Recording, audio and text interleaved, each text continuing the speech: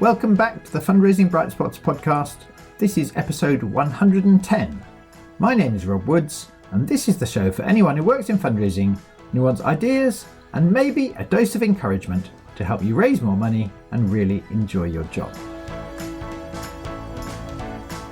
This week, we're looking at fundraising through trusts and foundations, as I'm interviewing a really experienced fundraiser named Neela Jane Stansfield, who's the author of an excellent new book called Grants Fundraising, published by the Directory of Social Change. Neela Jane has more than 15 years' experience as a fundraiser, working across the international development, health and education sectors, and for a range of charities including UNICEF UK, Marie Curie and the Stroke Association.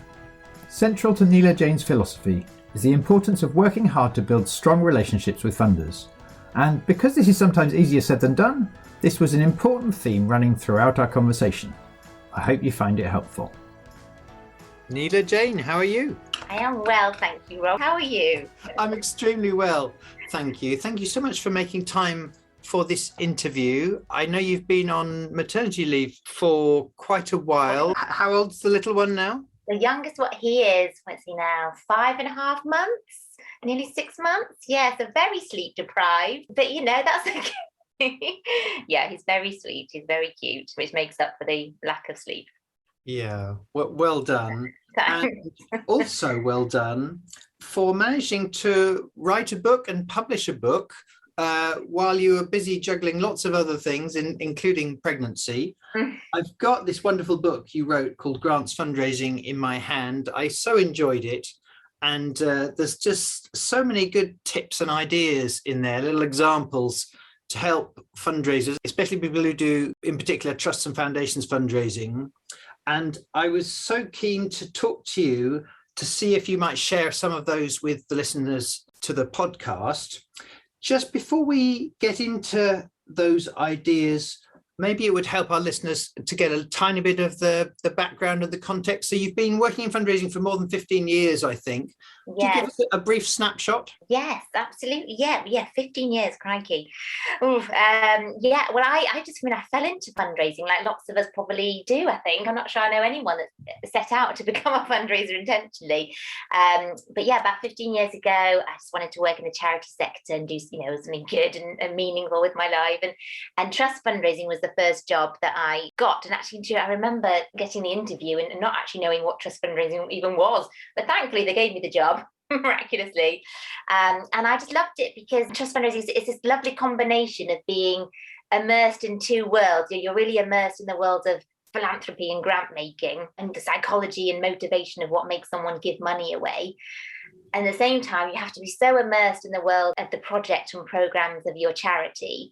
Funders like grant makers want that level of detail. They're really heavily into the project and the programmatic stuff. So you're really involved in your own charity and the program stuff, and you're also really involved in the funder, and you're kind of the middle person between these two worlds. And I love that about it then, and I still love that about it now. Yeah, it's been great to work for just a range of different charities over the years, international, domestic, and in a few different countries, and more recently consulting and working with a range of different clients and training and different fundraising strategic projects. Yeah, and it is really interesting that you've got experience both within the charity at the front end, making those results happen, but also coaching and training people. And in terms of getting straight into it, because this winter, I think fundraising is going to be as tough as it ever has been for many fundraisers. There are certain pressures, aren't there, that make this really quite difficult, and certain pitfalls that, if you're not careful, really do catch charities out. What do you think a couple of the biggest ones are? Yes, absolutely. I think you're right. And the trouble in this area of fundraising is that there's a lot of internal pressure on trust fundraisers. And you're right, when things sort of hit the fan, proverbially, it tends to be trust fundraising that get a lot of the pressure because it can be seen as quite a quick win area. So when, at the moment we've got economic turmoil, we've got cost of living crisis, we've got climate change stuff, we're still in a pandemic malarkey. There's a lot of stuff going on that means that service demand is higher than ever for charities. So therefore funding need is higher than ever. But economically, funds are probably going down and interest rates are struggling. It's a whole myriad of events that put a lot of pressure on this particular area of funding. So the pressure is on But the pitfall, as you say, is seeing trust fundraising as this quick win, when really it's the complete opposite. It's not a short-term solution. Trust fundraising is a long-term game. And if you want to do it well and you want to get big, good grants and year-on-year grants from funders and sustainable long-term partnerships, and you need to have that longer vision. And really that all comes down to seeing trust fundraising as being a relationship approach, which I talk about all the time till I get blue in the face. But I guess the opposite of that is blanket appeals, like taking a very direct marketing approach to trust fundraising. So that might be maybe writing a beautiful application about a wonderful project and probably writing it really, really well, and that's great. But then leaving a little gap in your Word document where you then use a mail merge, just pop your little funders' names in and print off 100 copies of the same proposal with different funders' names plopped in, and then you send it off in whatever form that is, online or in the post or whatever. Now that's not an uncommon thing to do. The caveat to that is that there can be a time and a place for that kind of thing occasionally, but most of the time, and if you want to really get success and be strategic and again long-term and sustainable with your trust income, that's complete opposite of what you want to do. You want to be actually spending your time really getting under the skin of who your funders are, what they're all about, what their motivations are, who the key people are, then planning your approach around that, taking time to plan that approach, and then spending time actually building a relationship with those key people and getting under that skin, and then only then developing your proposal and your application. So it's actually taking quite a bit of time to do all that stuff before you even put pen to paper, so to speak, or type a keyboard, or you can put an application in, rather than just quick win, let's farm out a bunch of applications and see if we get 2p back. Yeah. And there's so many challenges, aren't there, to doing this well in practice because of the signals, not only the signals you might receive internally from your director or from the chief exec or from the trustees, and indeed from the signals that appear to be sent by the funder, that appears not to want a relationship, that appears to want things to be more transactional and just fill in this form at this time of year and fit your rationale into this box and so on. There are many, many things I think that in practice make it easier said than done. And that's one reason I really liked your book, because it actually helps with some of the practicalities for how to do these desirable but not always easy things. And one of the things really early on in the book that just really helped set it up, I thought, was just a nice idea to hold in mind, was a metaphor for how to see the process. If you would just share that, I think it may well help some of our listeners. Yeah, it's, as you mentioned earlier, I wrote this book whilst I was pregnant, so I was probably actually just really hungry a lot of the time. There's a lot of food metaphors throughout, but the main premise of the book is this sponge cake model, as I call it, and it's really this idea that there's 3 core elements to grants fundraising and to a grant funding relationship. So if you imagine a Victoria sponge cake, nice and simple, just a big thick spongy layer at the bottom, your nice kind of jammy creamy filling in the middle, and then another big thick sponge layer on the top. And if you're a savoury person, you could just think of it as a cheese sandwich. Personally, I'm a sweet person, so we went with the sponge cake. But these 3 layers, and the premise is kind of that we do spend a lot of time talking about this middle jam layer, about the actual application itself. And I find, particularly as a trainer, that a lot of training courses around trust fundraising will just talk about bid writing and writing skills, and job descriptions for trust fundraising often talk about writing rather than actually the other layers that are actually probably more important than the actual application itself. So that bottom layer of the sponge cake would be your funder cultivation. That's stuff like your research, your approach planning, and crucially your actual relationship building stuff. So engaging, whether it's meetings or phone calls, whatever kind of form that takes, but actually getting to know and engaging with a funder before you have that jammy layer of the actual application. And then there's a whole other layer on top around sort of funder care. So that's thanking your grant management, but also crucially stewardship, which I think is quite separate from just your basic thanking. And the temptation can be, I think, in our area, just to kind of really focus on this middle layer. And what I'm trying to do with the book is to sort of say, actually, really good trust fundraising, and this is in my personal experience, what I've seen in lots of other charities I've worked with, the really great teams are the ones that have this holistic whole cake approach where you're looking at all of those layers, not just focusing on farming out applications. So, and it's not to say that applications aren't important and that writing skills aren't important, but personally, I would rather recruit someone who's really good at the funder care and the stewardship stuff and maybe needs a bit of help with writing, rather than hire someone that's just really good at writing and not the other two layers, because actually it's the sponge layers that get you the most money. Yes, that makes absolute sense to me, Neela Jane. And I also know it doesn't always feel that easy in practice if you're looking at the website of a funder that appears not to be wanting to get to know people or have people get to know them in that way. They appear not to want to come to our events and so on. What do you think our listeners could do to find ways around that, to coax and encourage any of those people who care about our issue to potentially get more involved with the work of our organisation? I think there's kind of three things there. I think the first thing I would say is we can sometimes carry the perception that that it's not actually that necessary. And because there will be times when you just pop in an application and you might get some money back, and you haven't actually done any relationship building stuff. So you might think, well, do you know what? Actually, it's just not worth my time and energy. Sometimes it will work that way. The majority of the time, it won't. And if anything, you're going to do more damage. And I think probably deep down, most of us know that really we should be doing this relationship building. So that's the first thing to say. I think anything about, well, I haven't really got the time or the capacity to be doing that stuff. If you actually want to have your long-term sustainable income growth, then we need to be prioritizing the relationship stuff is the first thing. Second thing, I think, yes, it can certainly seem like a lot of grant makers don't actually want us to be trying to build a relationship with them.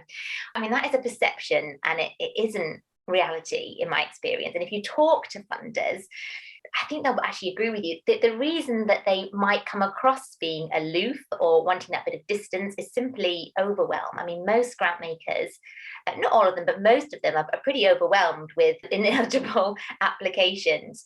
So they might not appear to welcome lots of interaction and lots of engagement. But I think it's helpful for us to think about why they are there. I mean, they exist to give money away.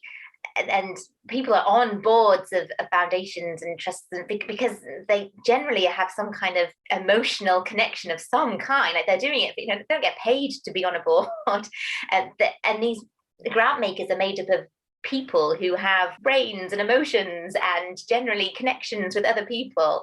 So if you can find a way of connecting with those people, working out who the right people are to connect with for a start, and then finding a way of connecting with them, then you're going to be breaking through that layer of I don't think they actually really want to know, because they do want to know. And a lot of foundations are actually really strategic and really care a lot about the kind of social change that they actually want to enact and enable, and that's what they're there for.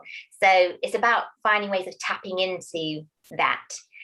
And I think also it's quite easy to maybe make it a bit of an excuse, maybe perhaps sort of thinking, you know what, it's not obvious that they want to get in touch. They've not replied to my email. I've sent them an email. They're not replied. They're not interested in engaging. I'm just going to send them an application. But actually, I would say we often need to try a little bit harder and be a little bit more strategic ourselves at finding the way to make that approach. It's not easy, but I will also say not everyone is doing that. So if you can find a way to be the charity that gets in there, you're going to stand out just because you made the effort, because most people aren't bothering even to pick up the phone to a funder. And there's this kind of perception that goes around that, trusts, they're really boring and stuffy and they don't want to go to events and they don't want to talk to you on the phone and it's all really, just a dollar's dishwater and all very archaic.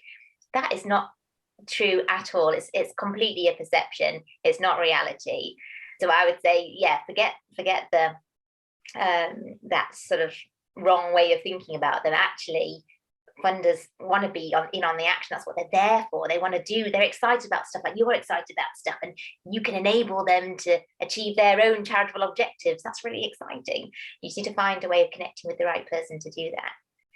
So here's a stat that sort of surprises and doesn't surprise me, that 3/4 of grants fundraisers in the UK will only make a phone call to a grant maker if they have a very specific query even if the number is obvious on their website or on the charity regulator's website. So that's 3/4 of fundraisers who aren't picking up the phone, even though they've got the phone number right in front of them. And I think only 16, this is from a survey that someone did last year, 16, that's 16%, will only pick up the phone to have a general chat before making an application. And 8% of fundraisers don't ever make phone calls at all. And this is just the telephone, which is right in front of you, it's very easy and straightforward. So I think this sort of thing of this perception of, oh no, they don't want me to make the phone call, it's probably more that we're not making the phone call. And that's a really nice, easy thing to do. I spoke to a fabulous fundraiser called Andy Watts. He works for some amazing charities, and he was telling me a story about a funder of theirs who used to give £5,000 year on year, every year. Lovely funder. And then one day they picked up the phone and had an actual phone call conversation with this funder. The next grant was for £75,000. So from 5k to 75k, and that cost them a phone call. That's just the power of interaction. And I know it can be daunting, and I feel this way myself, especially when you're working in an office and you've got other people around you and you feel like people are listening, and there's just a thing that a lot of us have. We just feel a bit anxious picking up the phone because you don't know what you're going to get on the other end. But I would say just be persistent and don't be put off if you do get a bit of a frosty response. I remember when I was a young whippersnapper of a fundraiser, and I remember picking up the phone to speak to a grant maker, and I got a very frosty response. He obviously didn't want to talk to me. It was something like, yes, what do you want, kind of response. And I said, well, I'm sorry to bother you, I've noticed that your office is just down the road from my office, and I just wondered, there's overlap between your foundation and what we're doing as a charity. I just wondered if I might be able to meet you for a coffee or for lunch and just tell you a bit about what we're doing. And immediately the tone of this gentleman completely changed. And maybe he's like me and he just likes his food, but he was like, well, there's a very good fish shop in Islington, and next thing I knew, we were meeting up for fish and chips. I've got a book on my bookshelf here in my house from that particular guy who, once we actually met and got talking, completely turned around, very warm, very engaged, became a funder to the charity. When I moved to another organisation, he actually started funding that charity as well. I've got this lovely book that he sent me for Christmas one time. A lovely, warm relationship came about, and it was all based on what initially seemed like a bit of a frosty phone call. But people give to people, we know that, don't we? We talk about it in other areas of fundraising, and it's exactly the same in trust fundraising as well. Yeah, congratulations. I love that example. And literally this morning, I got a message from a brilliant fundraiser in our Bright Spot Members Club, basically that kind of story about how she picked up the phone to a former donor, got a coffee, and in the single coffee meeting, that generous donor chose to fund, I think it was more than £26,000, basically funding the salary of someone working in that charity. And she said to me in the email, if I hadn't picked up the phone, it wouldn't have happened. So as obvious as all of this is, a world of difference between us doing what we sort of deep down know, if only we could take a deep breath and overcome those very understandable fears that come to most of us, I think, about the phone sometimes. Hi, it's Rob, and I wanted to briefly let you know about our 2 flagship Mastery programs in major donor and corporate partnerships fundraising. These 6-month courses are a combination of masterclasses and one-to-one coaching to help fundraising professionals grow their confidence and their results. To give you a sense of the difference that these programs can make, here's what one fundraiser, Sarah Davies, said about how Major Gifts Mastery helped her. Just finished Rob Wood's Major Gift Mastery program, and it's been amazing. The last 6 months of doing this course, I've had the most successful time in my job to date. I've had 3 or 4 major breakthroughs, my confidence has increased, and it's no coincidence. I know this course has helped massively. Also, my colleague who works with me has been doing this course as well, and she's had the best 6 months in her career as well. Again, major breakthroughs, and I really encourage you, if you can find the budget within your organisation, to apply for this. If you'd like to find out more, go to brightspotfundraising.co.uk/services. For now though, let's get back to my conversation about grants, fundraising and sponge cake with Neela Jane. Just a couple of other things I want to build on, because I know Andy, he's a brilliant fundraiser. I think episode 32 of our podcast, and then episode 35, he came on and shared various examples. And one of the things he says in that episode is about his very first year when he joined, I think it was Sue Ryder. He and his colleagues were all about basically doing the kinds of ideas in your book, which is focusing on the sponge cake, not just the jam. Yeah. All this effort, hard work, but effort to develop relationship. And in 1 year, income from trusts and foundations went up by 349%. And I asked him, how much of that was, because of your amazing skill with new applications to cold funders? He said, oh, none of that.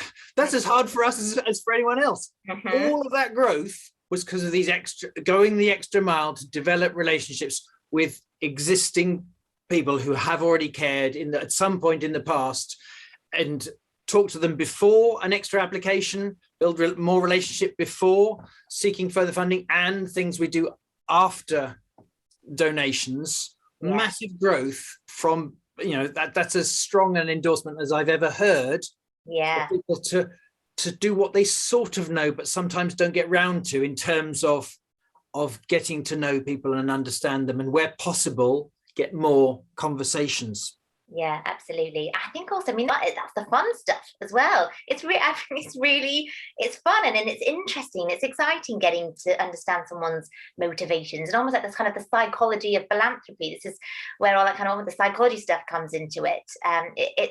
It's really satisfying and exciting, and it's very mutually beneficial. I think that's part of it, is that I think we can be resistant to the relationship building stuff because we have this perception that funders hold the money and we're kind of there with a little charity begging bowl, but it's not that. Grant makers in particular, of all the funders out there, it should be easier than any others, really, because they exist to give money away, and they've got these charitable objectives of their own. They've got their own boards that they need to report back to about how they've spent their money and the social change that they've enabled. So actually they need they need us as charities as much as we need them. It's really a mutual beneficial partnership thing. And I think having that slight different perception in your mind makes it easier to pick up the phone, I think, rather than thinking of yourself as like a salesperson. You're actually enabling the grant maker to achieve their own goals and objectives, and do some really exciting, amazing social change. That's fabulous. It's exciting. You've got something amazing to offer someone when you pick up the phone. The other thing I remembered Andy said, that again sounds like such an obvious tip, but his principle is that whenever we get any donation from anyone, large or small, of course, there might be some more formal thanking procedures, but the first automatic thing you always do, if you can possibly find any phone number, is to make a thank you call first that day. That means he and his team are forever practicing the act of, if in doubt, reach for the phone on these easy calls. And your brain is used to knowing that actually this is relatively easy to do and it's no big deal. We've already talked about the power of getting a conversation or a coffee or any kind of meeting or any way of getting someone to come to our event. The value of that to our chances of future gifts is clearly high. Any thoughts on practically managing to do it, albeit knowing that not all funders will always say yes? Yes. Again, I think we're similar to the phone call. There can be this perception that grant makers aren't interested in meetings or events, and that's just complete nonsense because it's people. And in my experience, that's just not the case. And similar to the phone calls, I think asking for meetings is hugely, hugely valuable. Or they can say no, but certainly ask to meet, because if you can get face-to-face with someone, yes, at an event or in a face-to-face meeting, just you and them, then, as you say, like the likelihood of that bearing fruit in some form is vastly high. It's like going on a date, having a phone call versus actually going for a nice meal with someone, and there's lots of analogies about dating that actually work quite nicely with grants fundraising as well as food. So yes, I think it's that kind of just being proactive, really. One thing that I've often found helpful is even just setting yourself some really loose key performance indicators, KPIs, around trying to increase the amount of interaction you have like this, whether it's I'm going to aim to make 10 phone calls this month or whatever's kind of reasonable, practical, or I'm going to try and get 5 face-to-face meetings this month, whether that's on Zoom or in person. We've got an event coming up. I'm going to invite 12, whatever it is, grant makers along. Sometimes just having some loose, soft targets around that, not to put pressure on, but actually just helps motivate you and direct your activity onto more of these seemingly softer things rather than just farming out applications all the time. Yes. And one thing I really like about that is if there are no events at all in the next 6 months in the calendar which are appropriate to your type of funder, it can help you have the conversation with your colleagues about finding the resource and the budget and the speaker to put something on this coming November or December. Otherwise, how on earth can we expect our next set of applications some months after that to be sent to anywhere that has been warmed up? Yeah. I mean, events is a massive tool belt of a grants fundraiser. And sometimes that's an education piece internally because it doesn't seem like it's necessarily that relevant. It doesn't seem like it's kind of front line. So cultivation events, for example, we had a funder when I was working at UNICEF who ended up giving to us on the back of a round table that we set up. We had no way of getting to this funder. So we set up this roundtable event, which was basically getting them to come and join with us to talk about a particular issue. And they were like, yeah, they're really passionate about that issue. We're passionate about this issue. Let's come and talk about it. And then that helped us to invite other people along, also helped to open their address book to invite some of their contacts along, who then became our contacts. And then suddenly this seemingly kind of not essential event that we'd put on one morning, there was no ask involved. So it didn't seem like it was a direct fundraising event, but actually it gave us access to this particular funder. It also gave us access to a whole bunch of other potential funders that came along. And then we're building relationships, we're getting the face-to-face so that down the line we then can be putting in applications. So there are ways of kind of getting to people that might not seem that direct by using things like meetings and events. And also the thing with meetings is you might go in asking for one thing and come away with something else. I once went to a meeting with a funder looking for money, and they were completely committed. But then while we were there, they said, just come and have a look at our barn. We had a look at this really fancy, lovely barn, which then became an event venue for us for a dinner that we held for some of their friends, which again opened doors. It was networks, it was that peer-to-peer kind of activity that we want to be doing again with trusts, not just with major donors, kind of looking for networks and introductions to other people.